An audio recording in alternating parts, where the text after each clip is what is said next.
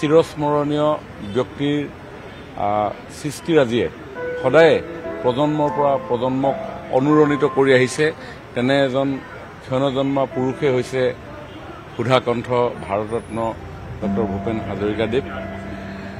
ভূপেন হাজৰিকাদেৱৰ সমগ্ৰ জীৱন কৈশোৰ অৱস্থাৰ পৰা ইভিন তেখেতৰ জন্মৰ সেই আপুৰুগীয়া মুহূৰ্তৰ পৰা জীৱনৰ শেষ মুহূৰ্তলৈকে তেখেতৰ যি বৰ্ণিল জীৱন পৰিক্ৰমা, তেখেতৰ বৰ্ণাঢ্যতাৰে পৰিপূৰ্ণ যি জীৱন গাথা, এই জীৱন গাথা কেৱল মানুহৰ মাজতে সীমাবদ্ধ হৈ থকা নাছিলে, মানুহৰ পৰা প্ৰকৃতিলৈ, মহাকাশৰ পৰা মহাসাগৰৰ অতল গহ্বৰলৈ বিস্তৃত হৈ আছিল। প্ৰকৃতিৰ লগত প্ৰতি মুহূৰ্তত তেখেতৰ অনুভৱ যুক্ত হৈ আছিলে। আৰু সেইকাৰণে এটা যাযাবৰী জীৱনেৰে তেখেতৰ জীৱনটোক সুন্দৰভাৱে তেখেতে উদযাপন কৰি থৈ গৈছে। সেইকাৰণে তেওঁৰ গীতত ভলগাৰ পাৰৰ কথা পাওঁ, মিছিছিপিৰ কথাও পাওঁ, আমাৰ বুঢ়া লুইতৰ কথাও পাওঁ।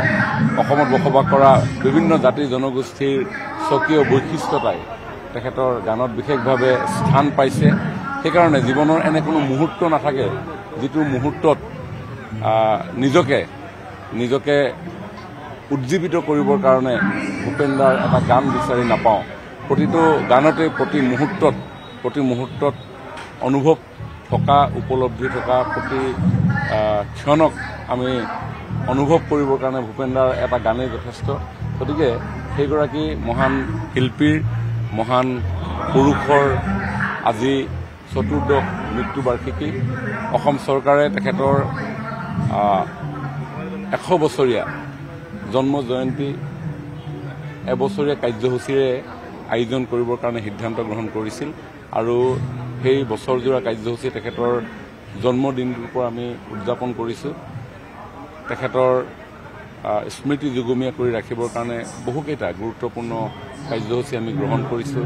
কমমেমৰেটিভ কইনৰ পৰা আৰম্ভ কৰি উৰাজাহাজেৰে বিশ্ব পৰিভ্ৰমণ কৰা বিশ্ব নাগৰিক ভূপেন হাজৰিকাদেৱক আৰু বিশ্ববাসীৰ মাজলৈ পৰিচয় কৰাই দিয়াৰ উদ্দেশ্যেৰে আমি ডিব্ৰুগড়ৰ বিমানকোষটো তেখেতৰ নামত উৎসৰ্গা কৰাৰ সিদ্ধান্ত গ্ৰহণ কৰিছোঁ। ঠিক তেনেধৰণে নৱ প্ৰজন্মৰ মাজত যাতে ভূপেনদাৰ সৃষ্টিৰাজিয়ে প্ৰতি মুহূৰ্তত অনুৰণিত কৰি থাকিব পাৰে, তেওঁৰ সৃষ্টিৰাজিক জানিব পাৰে, তেওঁৰ সৃষ্টিৰাজিক বুজিব পাৰে, তেওঁৰ সৃষ্টিৰাজিক লৈ গৱেষক ছাত্ৰ ছাত্ৰীসকলে গৱেষণা কৰিব পাৰে। আৰু এই যি স্থানত আমি উপস্থিত আছোঁ, এই মহান শিক্ষানুষ্ঠান স্থাপনৰ সময়ত লুইতৰ পাৰত তেতিয়াই তেওঁ গাইছিল জিলিকাব লুইতৰে পাৰ। গতিকে ভূপেনদাৰ সেই আশা, ভূপেনদাৰ সেই সপোনবিলাক পূৰ্ণ কৰিবৰ কাৰণে যেন আমাৰ নৱপ্ৰজন্ম আগবাঢ়ি আহে।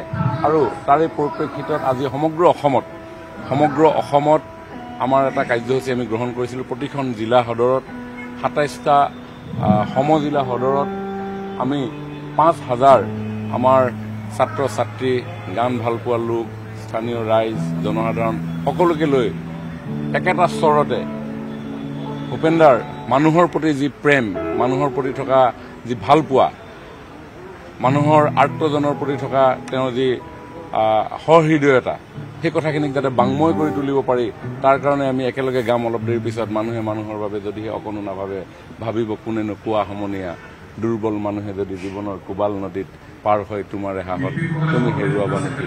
এনেধৰণৰ এটা পৰিৱেশ নিৰ্মাণ কৰিবৰ কাৰণে আজি আমি সকলো সমবেত হৈছোঁ। আজি সমন্বয় তীৰ্থত আনুষ্ঠানিকভাৱে খন্তেক সময়ৰ পিছত মাননীয় মুখ্যমন্ত্ৰী ডক্টৰ হিমন্ত বিশ্ব শৰ্মা ডাঙৰীয়াই তেখেতৰ প্ৰতি শ্ৰদ্ধাঞ্জলি নিবেদন কৰি আজিৰ এই কাৰ্যসূচীৰ শুভাৰম্ভণি কৰিব। আৰু তাৰ পিছতে পৰ্যায়ক্ৰমে সমগ্ৰ অসমত বিভিন্ন সময়ত গোটেই দিনজুৰি ভূপেনদাৰ এই অমৰ সৃষ্টি মানুষেৰ জন্য এই গীত আমি একেলগে পৰিৱেশন কৰিম।